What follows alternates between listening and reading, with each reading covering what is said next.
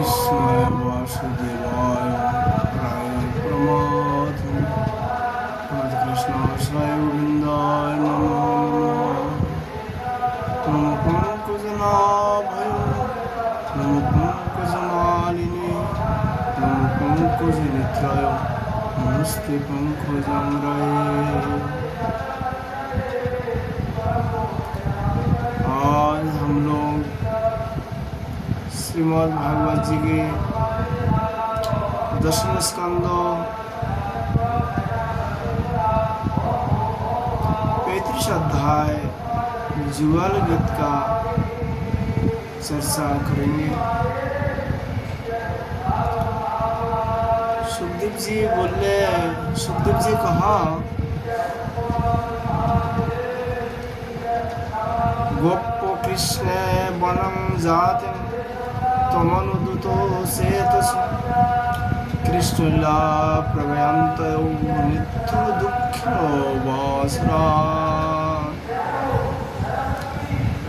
सुखदेव जी ने कहा है, परीक्षित, भगवान श्री कृष्ण के गुरु के चरण के लिए प्रतिदिन वन में चले जाने पर उनके साथ गोपियों का चित्त भी चला जाता था।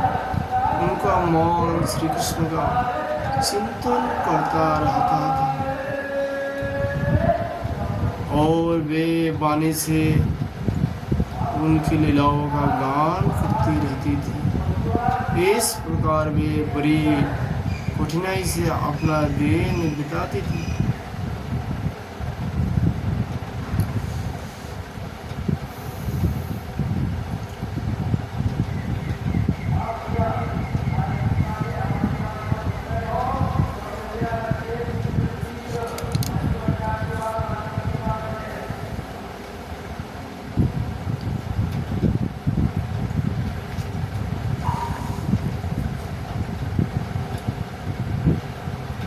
गोपियों ने कहा, वाम बाहु कृत वामो कपोलो बोलेगी तो ब्रूर धरार पीत बेनु कुमलांगुले भिरार सीत मार्गा गोप्यति जत्र मुकुंदहा।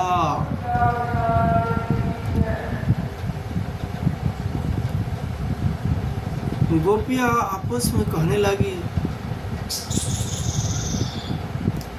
अरे सखी, अपने प्रेमी जनों को प्रेम वितरण करने वाले और देश करने वाले तख्त को मुख देने वाले श्याम सुंदर नटनागर अब अपने बाएं कपोलों को बाएं बाहों की ओर लटका देते हैं और अपने भोए नचाते हुए बांसुरी की अधरों से लगते हैं तथा अपने सुकुमार अंगुलियों को उसके छेदों पर फिराते हुए मधुर तान सिरते। उस समय सिद्ध पत्नियां आकाश में अपने पति सिद्धोगण के साथ विमान पर चढ़कर आ जाती है और उस तान को सुनकर अत्यंत ही चकित तथा विस्मित हो जाती है। पहले तो उन्हें अपने पतियों को साथ रहने पर भी चित्त की यह दशा देखकर लज्जा मालूम होती है, परंतु क्षण भर में ही उनका चित्त काम बन से बीत जाता है। वे विवश और अचेत हो जाती है। उन्हें इस बात की भी सुधि नहीं रहती कि उनकी नीवी फूल गई है और उसके वस्त्र खिसक गए हैं। और गोपियों, तुम यहाँ आश्चर्य की बात सुनो। ये नंदन कितने सुंदर है। जब वे हंसते हैं वह आश्चर्य खाए हार का रूप धारण कर लेती है, शुभ्र मोती से चमकने लगती है। प्रिय वीर उनके वक्ष स्थल पर लहराते हुए हार में हास्य की किरणों की चमकाने लगती है। उनके वक्ष स्थल पर जो श्रीवत्सु की सुनहली रेखा है, वह तो वैसी जान पड़ती है मानो श्याम मेघ पर बिजली ही स्थिर रूप से बैठी गई है। वे जब दुखजनों की सुख देने के लिए विरहों की मृत्यु शरीर में प्रेरणा का संचार करने के लिए बांसुरी बजाते हैं, तब ब्रज के झुंड बैल, गोए और हरिण उनके पास ही दूर आते हैं। केवल आते ही नहीं सकी, दांतों से चबाया हुआ घास का ग्रास उनके मुंह में जीव का त्यों ही पड़ा रह जाता है। वे उसे न निकाल पाते और न तो उगाल ही पाते। दोनों कान खारे करके उस प्रकार स्थिर भाव से खारे हो जाते हैं मानो सो गए हैं, जहाँ केवल भित्त पर लिखे हुए चित्र है, भित्त पर लिखे हुए चित्र है। उनकी वैसी दशा होना स्वाभाविक ही है, क्योंकि वह बांसुरी की तान उनके चित्त को चुरा लेते हैं।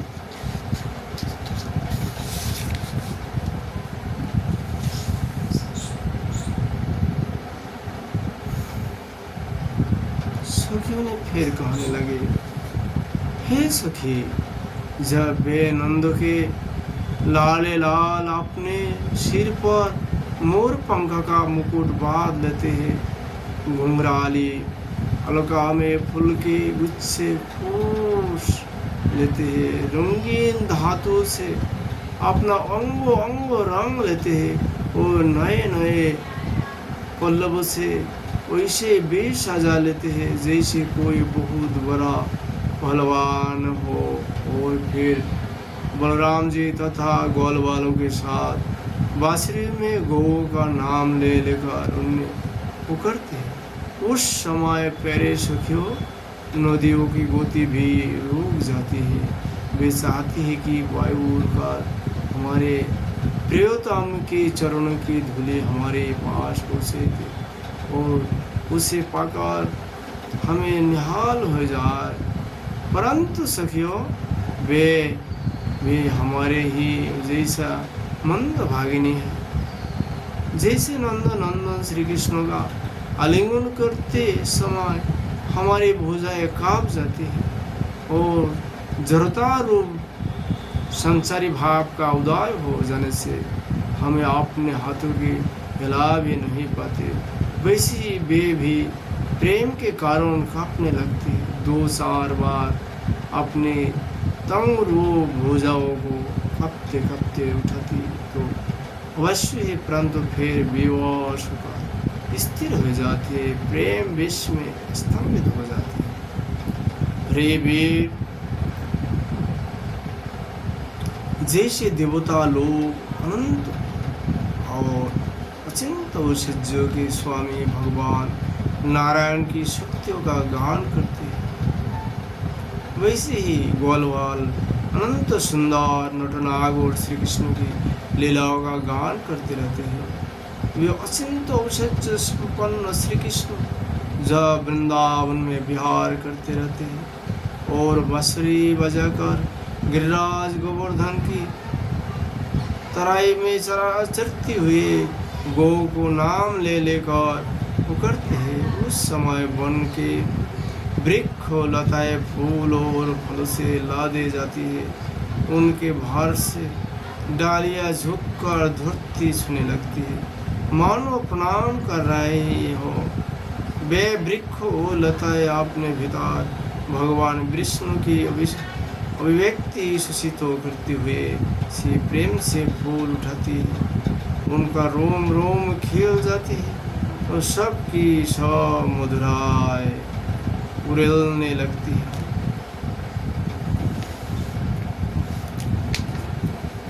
अरे सखी, जितने भी बस्ती संसार में जा उनके बाहर देखने योग्य है, उनमें सबसे सुंदर, सबसे मधुर, सबसे शिरोमणि है ये हमारे मनमोहन। उनके सावले ललाट पर किशोर की खूब कितनी भक्ति है, बस देखती ही आ जाओ।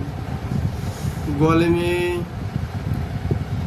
घुटनों तक लटकते हुए बनमाला, उसमें पिरी हुए तुलसी का दिव्य गंध और मधुर मधु से मद वाले होकर झुंड के झुंड भोरे भोर मनोहर एवं उच्च स्वर से गुंजार करते रहते हैं। हमारे नटनागोर श्याम सुंदर भोर की ऊर्ज गुनगुनाहट का आदर करते हैं और उन्हीं के स्वर में स्वर मिलाकर अपने बांसुरी फूंकने लगती। उस समय सखी, उस मुनि जान मोहन संगीत को सुनकर सरोवर में रहने वाले सारों सांस आदि पक्षियों का भी चित्त उनके हाथ में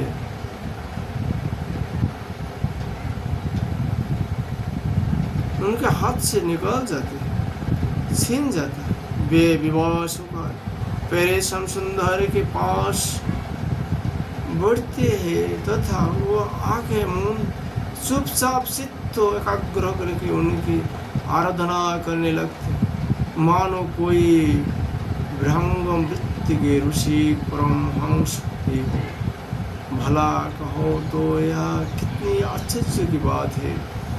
अरे ब्रज देवियों, हमारे श्याम सुंदर जो पुष्प की कुंडल बनकर अपने कानों में धारण कर लेते हैं और बलराम जी के साथ गिरिराज के शिखर पर खड़े होकर सारे जगत को प्रसिद्ध करते हुए बांसुरी बजाने लगते। बांसुरी क्या बजाते हैं, आनंद में भरकर उनकी ध्वनि के द्वारा सारे विश्व का आलिंगन करने लगते। उस समय श्याम मेघ बांसुरी की तान के साथ मंद मंद गरजने लगते हैं। उनके चित्त में इस बात की शंका बनी रहती है कि कहीं मैं जोर से गर्जन कर और वह कोई बांसुरी की तान के विपरीत पड़ जाए, उसमें बेसुरापन ले आए तो मुझसे महात्मा श्री कृष्ण का अपराध हो जाएगा। सखी, वह इतना ही नहीं करता, वह जब देखता है कि हमारे सखा घनश्याम की घाम लगा रहा है, तब वह उनके ऊपर आकर छाया कर लेते हैं, उनके शत्रु बन जाते हैं। अरे वीर, वह तो प्रसन्न होकर बड़े प्रेम से उनके ऊपर अपना जीवन ही निछावर कर देते हैं। नन्हे नन्हे फूलों के रूप में वैसा बरसाने लगती है मानो दिव्य पुष्प की वर्षा कर रहा हो। कभी कभी बादलों की ओट में छिप कर देवता लोग भी पुष्प वर्षा कर जा करते हैं।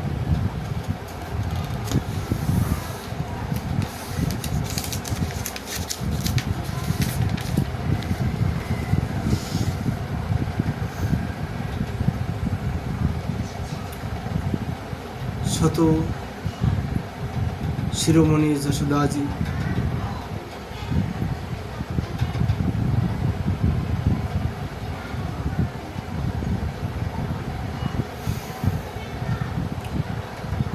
जशोदा जी को लक्ष्य करके कहा, तुम्हारे सुंदर कुंवर ग्वाल बाल के साथ खेल खेल में बड़े निपुण हैं। रानी जी, तुम्हारे लाल लाल सबके प्यारे तो है ही, चतुर भी बहुत है। देखो, उनने बांसुरी बजाना किसी से सीखा नहीं, अपने ही अनेकों प्रकार की राग रागिनियाँ उन्होंने निकाल ली। जब वे आपने बिंब फल सदृश लाल लाल अधर पर बांसुरी रखकर ऋषभ, निषाद आदि स्वरों की अनेक जातियां बजाने लगे थे। उस समय वंश की परम मोहिनी और नई तान सुनकर ब्रह्मा, शंकर और इंद्र आदि बड़े बड़े देवता भी जो सर्वज्ञ है उसे नहीं पहचान पाते। वे इतने मोहित हो जाते कि उनका चित्त तो उनके रुकने पर भी उनके हाथ से निकाल कर वंशी ध्वनि में तल्लीन हो जाता है। सिर भी झुक जाता है और वे अपने शुद्ध बोध खोकर उसमें तन्मय हो जाते हैं। परिसबीर उनकी चरण कमल में ध्वजा, वज्र, कमल, अंकुश आदि के विचित्र और सुंदर सुंदर चिन्ह है। जब ब्रजभूमि गौ के खुर से खोद जाती है तब वे अपने सुकुमार चरण से उनकी पीड़ा मिटाते हुए गजराज के समान मंद गति से आते हैं और बांसुरी भी बजाते रहते हैं। उनकी वह वंशी ध्वनि, उनकी वह चाल और उनकी वह विलास भरी चितवन हमारे हृदय में प्रेम के मिलन की आकांक्षा आवेग बढ़ा देते। हम उस समय इतनी दुग्ध, इतनी ही मुक्ति, इतनी ही मोहित हो जाते हैं कि हिल डुल ताग नहीं सकती, मानो हम जार वृक्ष हो। हमें तो इस बात का भी पता नहीं चलता कि हमारे जूरा खुल गया है, जा बाधा है, हमारे शरीर पर का वस्त्र उतार गया है, जा है। वीर उनकी गलों में मुनियों की माला बहुत ही भली मालूम होती है। तुलसी की मधुर गंध उन्हें बहुत प्यारी। इसी से तुलसी की मालाओं को तो वे कभी छोड़ते ही नहीं, सदा धारण किए रहते हैं। जब वे श्याम सुंदर उस मुनियों की मालाओं से गौ का गिनती करते करते किसी प्रेमी सखाओं के गले में वह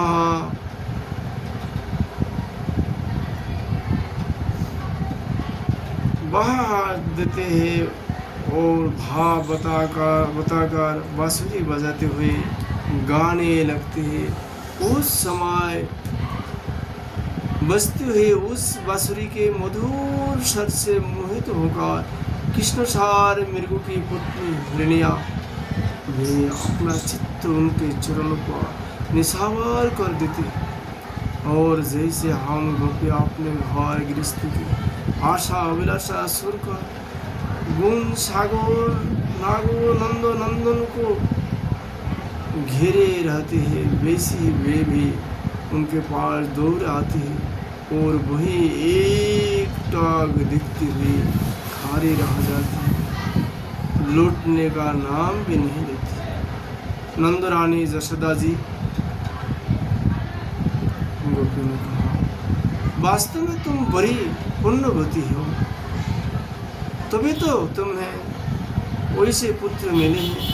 तुम्हारे वे लाडले लाल बड़े प्रेमी हैं, उनका चित्त बड़ा कोमल है। वे प्रेमी सखाओं को तरह तरह से हास प्रयास के द्वारा सुख पोषते। कुंदो लीला हार पहनकर जब वे अपने को विचित्र वेश में सजा लेते हैं और ग्वाल बाल तथा गौ के साथ जमुना जी के तट पर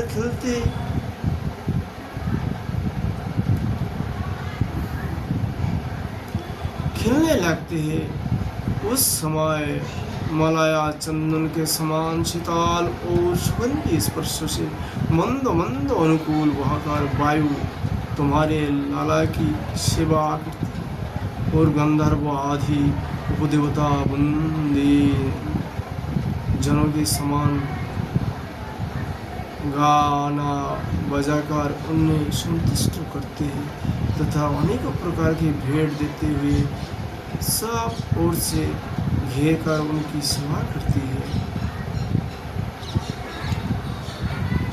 प्रिय सखी, श्याम सुंदर ब्रज की गौ के बड़ा प्रेम करते हैं, इसलिए तो उन्होंने गोवर्धन धारण किया था। और वे सब गौ की लुटाकर आती है होंगे। देखो, सायंकाल हो चला है तो इतनी देर क्यों होती सखी? रास्ते में बड़े बड़े ब्रह्मा आदि वयोवृद्ध और शंकर आदि ज्ञानविद्ध उनके चरणों की वंदना जो करने लगते हैं और गौ के पीछे पीछे बांसुरी बजाते वे आते होंगे। ग्वाल वाल उनकी कीर्ति का गान कर रहे होंगे। देखो ना, यह क्या था? आ रहा है गौ के खुर से उड़ उड़ कर बहुत सी धूल बनमला पर पड़ गई है। वे दिन भर जंगल में घूमते घूमते थक गए हैं, फिर भी अपनी इस शोभा से हमारे आँखों को कितना सुख, कितना आनंद दे रहे हैं। देखो, ये जशोदा के कोख से प्रकट हुए सबको आह्लादित करने वाले चंद्रमा का हम प्रेमीजनों की भलाई के लिए, हमारी आशा अभिलाषाओं को पूर्ण करने के लिए ये हमारे पास चले आ रहा है।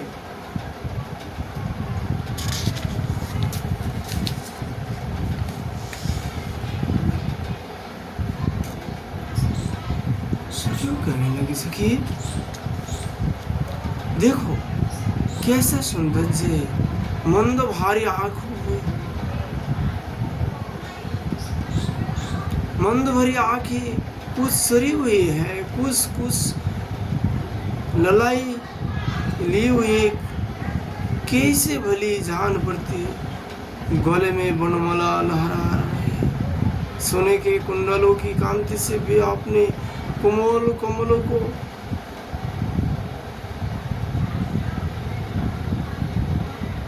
कोमल कपलों को अलंकृत कर रहा है। इसी से मुंह पर अधूप के बेर के समान कुछ पीलापन जान पड़ता है और रोम रोम से विशेष करके मुख कमल से प्रसन्नता फूटी पड़ती। देखो, अब वे अपनी सखा ग्वालवाल का समान करके उन्हें विदा कर रहा है। देखो देखो सखी, ब्रजो बुलभूषण श्री कृष्ण गजराज के समान मद भरे चल से इस संध्या बेला में हमारे ओर आ रहे हैं और ब्रज में रहने वाले गौ का, हम लोगों का दिन भर का असाव विरहता मिटने के लिए उदित होने वाले चंद्रमा की भांति वे हमारे प्यारे श्याम सुंदर समीप चले आ रहा है। सुखदेव गोस्वामी जी परीक्षित से कहा,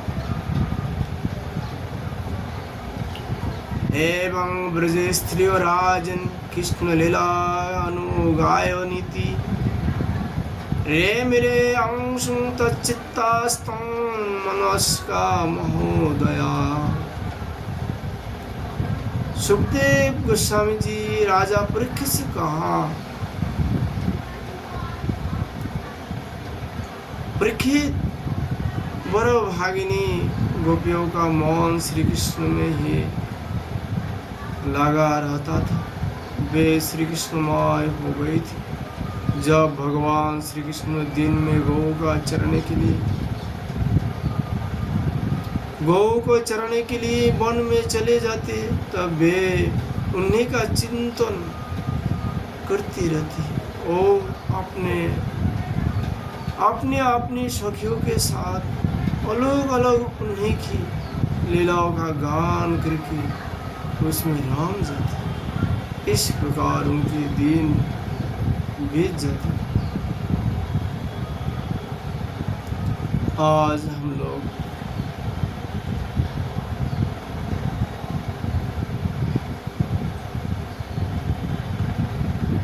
भगवती कथा भी विश्राम करता हूँ।